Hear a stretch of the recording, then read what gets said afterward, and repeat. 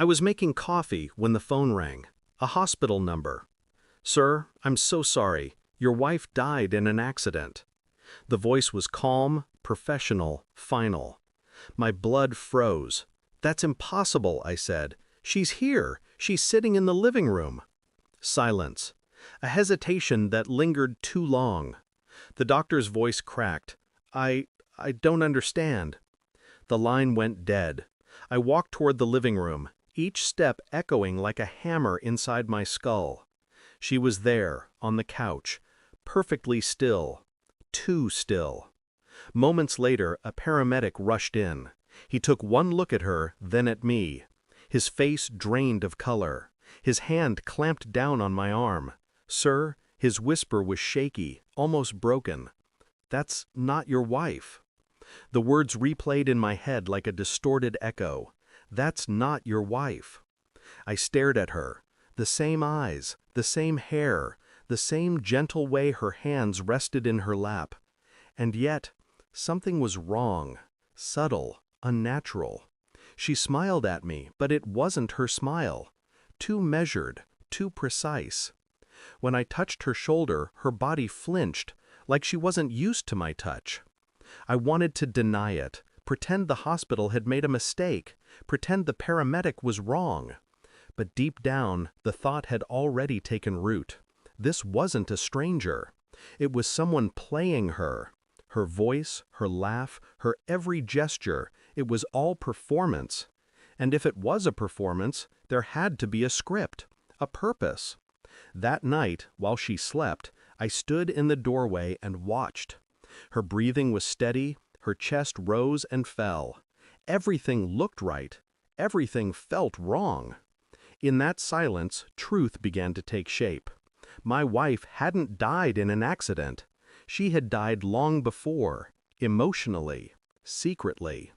What was sitting across from me was the version she built for someone else. I was living with a ghost. I didn't confront her, not yet. I smiled when she smiled, answered when she spoke. I played along with the game she thought she was winning. But underneath, I was peeling back the skin of her lie. Phone records, hidden calls, numbers saved under false names. Receipts tucked in her purse, restaurants she'd never mentioned. Hotel bookings under her maiden name. I ordered a DNA test kit. I swabbed my son's cheek while she wasn't looking. My hands trembled, but my face never betrayed it. Every moment became an investigation. The way she looked at her phone before bed. The faint perfume on her clothes that wasn't hers.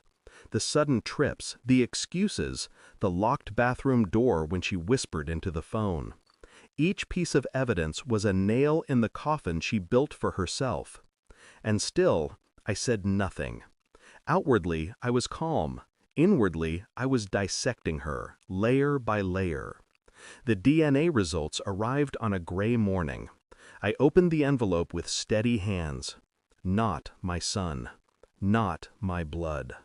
The words were clinical, sterile, but they cut deeper than any blade. That evening, I placed the envelope on the dining table. Nothing else, just that. She walked in, her smile rehearsed, but when her eyes fell on the paper, it slipped. Her breath caught, her hands trembled. She looked at me, searching for rage, for accusation. She found none. I didn't yell, I didn't curse. I only asked one question. Whose child is he? Her face collapsed, her voice cracked, words stumbled from her mouth, desperate, incoherent. But I was no longer listening. I had already heard the truth. I stood, calm and deliberate. "I know everything," I said. My voice was steady, almost gentle. The hotels, the calls, the lies. Her eyes filled, but I felt nothing. "You built a life in shadows. You thought I'd never see it." I leaned closer. But shadows always betray the one who hides inside them. I handed her the envelope and walked away. No shouting, no slamming doors. Just silence, the kind that buries deeper than anger ever could. She was left alone with the truth, with the collapse of her performance, with the weight of every choice she thought was hidden. I didn't leave that night. I didn't stay either. I existed in a different state, detached, untouchable. I watched her cry, plead, crumble. It was the performance of a lifetime. But this time, there was no audience. The man she thought she fooled no longer existed. There was only me, cold, clear, free. I had lost a wife, but gained something sharper than love, clarity. And as I closed the door behind me for the last time, one thought lingered, sharp and final. She hadn't betrayed me. She had freed me. Thanks for watching.